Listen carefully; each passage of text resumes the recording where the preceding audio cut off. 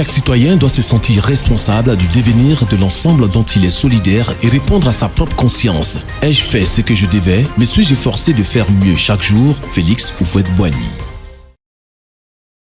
Nous sommes le jeudi 5 février 2026, le premier jeudi du deuxième mois de l'année 2026.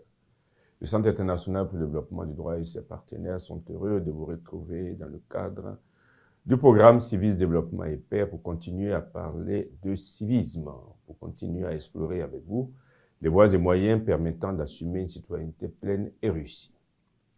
La semaine dernière, nous avons commencé à parler de ce que la communauté doit faire pour les personnes âgées. Nous vous donnons aussi après les dernières choses que nous avons retenues à cet égard. La communauté doit assister les personnes âgées. Et au-delà de cette assistance, elle doit élaborer de véritables projets de vie, donc d'existence, pour ces personnes âgées avec imagination et créativité. Tant que les personnes âgées ne sont pas mortes, elles doivent être aidées à vivre et à bien vivre. La communauté doit protéger les personnes âgées, protéger leur vie, leur personne, leurs biens et leurs droits. Il est heureux de constater à cet égard l'existence de textes nationaux, régionaux, continentaux, tels que le protocole à la Charte africaine des droits de l'homme et des peuples relatifs aux droits des personnes âgées, la Charte européenne des droits et responsabilités des personnes âgées nécessitant des soins et une assistance prolongée, pour ne citer que ces textes.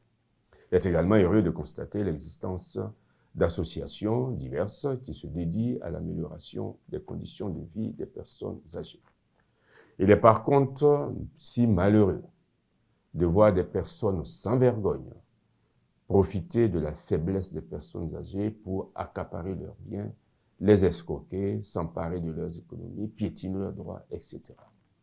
Honte, grande honte à ces personnes. La communauté doit manifester de la gratitude pour tout ce qu'elle a reçu des personnes aujourd'hui âgées qui ont travaillé pour le bien de tous à l'âge mûr.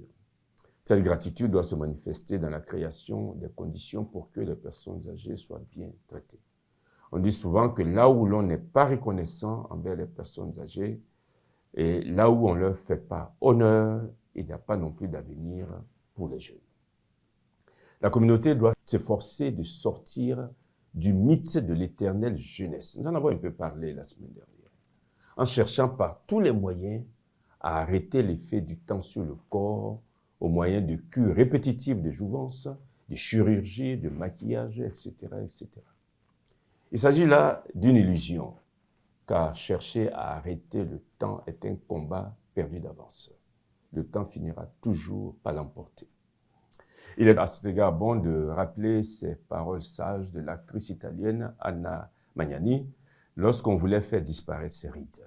Et voilà ce que cette dame a dit face à cette entreprise de faire disparaître ses rides. Et nous citons: « Non, n'y touchez pas.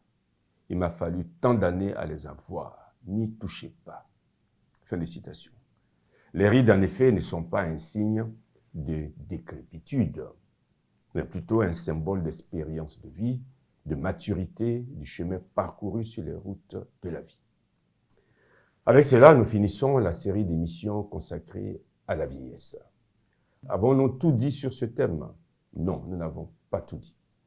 Mais nous pensons en avoir dit suffisamment pour qu'on se rende compte de l'importance de cette ultime étape de la vie qu'est la vieillesse. Il y a sur Internet un bel hymne à la vieillesse qui résume un peu tout ce que nous avons dit durant ces 6 émissions consacrées à la vieillesse que nous vous invitons à lire avec nous.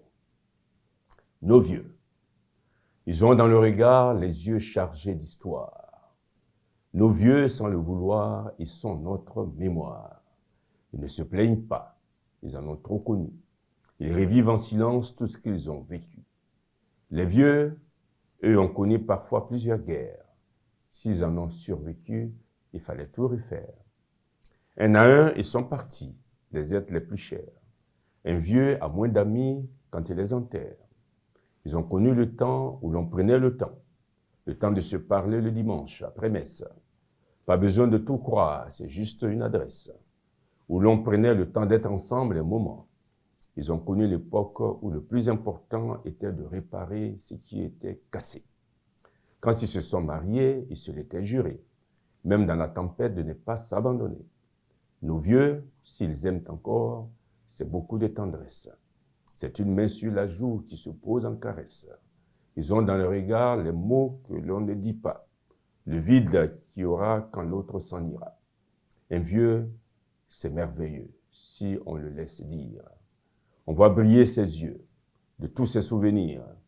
Il a croqué la vie, la regarde aujourd'hui, mais nous transmet aussi ce qu'il en a appris. Souvent il râle, c'est vrai, parfois sont incompris. Pourtant ça ne coûte rien, une porte que l'on tient. Un vieux, ça pleure aussi, de trop de solitude, avec des lendemains remplis d'incertitude. Pourtant, c'est beau un vieux, quand on passe le voir. Il y a dans son regard tellement de choses à revoir. Nos vieux, c'est le passé, c'est aussi l'avenir. Il ne faut pas oublier qu'un jour, on va aussi vieillir.